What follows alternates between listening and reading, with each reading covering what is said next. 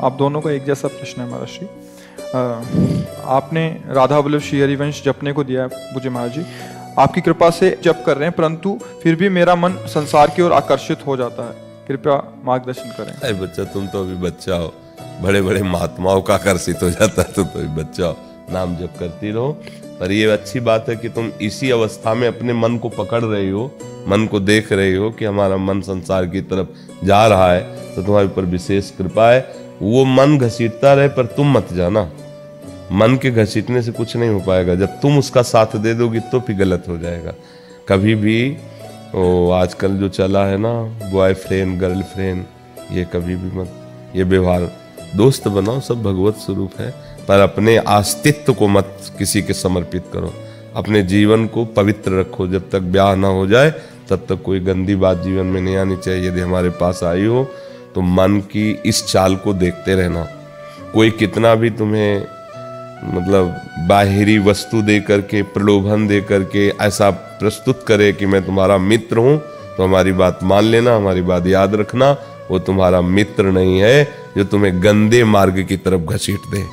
मित्र वही है जो तुम्हारे हित की बात सोचे, तुम्हारा मंगल सोचे, और ऐसे मित्र मिलना बड़ा कठिन है, बहुत कठिन है। छोटे छोटे बच्चियों में ऐसे दोष आते चले जा रहे हैं जो अपना हित अहित नहीं जानते और जीवन बर्बाद कर लेते हैं। वो जीवन इतना कष्टमय हो जाता है कि फिर वो आगे की यात्रा कर ही नहीं पाते हैं, वो कहीं ना कहीं विक्षिप्त हो जाते हैं। इसलिए अच्छे बच्चे हो, कभी ऐसा मत करना, हमारी बात मानना। जब तक ब्याह न हो तब तक किसी से मतलब नहीं। नाम जप करो, बढ़िया पढ़ो, कोई ऐसे बात करे कोई बात नहीं, लेकिन किसी की वस्तु मत लो।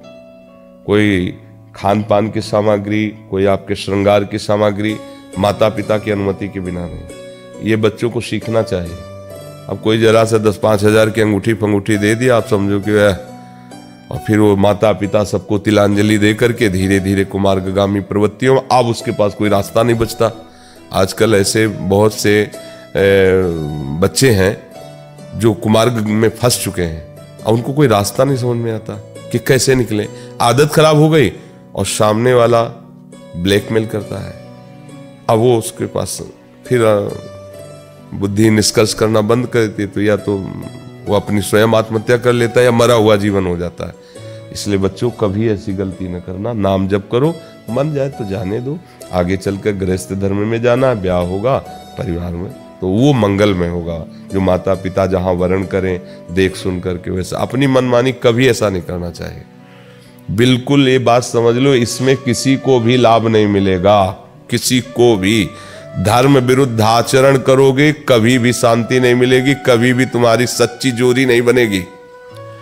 आप अधर्माचरण कर सोचो कि हम वो ब्याह कर लेंगे अपने मनमानी आचरण, तो वो निर्वाह नहीं हो पाएगा, निर्वाह नहीं हो पाएगा, क्योंकि तुमने मन से किया है। कल मन वही बेईमान मन दूसरी जगह फंसा देगा, और जहाँ ये बात आई तो दोनों में खट्टापन हो जाएगा, दोनों अलग हो जाओगे। वो कौन किसको फिर मानेगा। और जब गुरु का आशीर्वाद, माता पिता का आशीर्वाद, देवी देवताओं की अर्चना वंदना करके गृहस्थी में पाणी ग्रहण संस्कार होता है, पवित्र जीवन रहा है, तो अपने पति को भगवान मान के आराधना की, तो गृहस्थी धर्म से भी भगवान को प्राप्त किया जा सकता है। तो इसलिए बच्चे हो, बहुत संस्कार पवित्र रखना। नाम जप करो, गंदी बातें मन में आवे उसकी परवाह मत करो, पर वैसे आचरण ना होने पाए, किसी से संपर्क ना। अच्छा, ये केवल यहीं तक सीमित नहीं है, हमारी जान पे भी पड़ जाएगी। आजकल के मतलब स्वार्थी लोग ऐसे हैं कि उनसे मित्रता करो तो मित्रता के बहाने हमारा शोषण करके हमारी हत्या भी कर देंगे।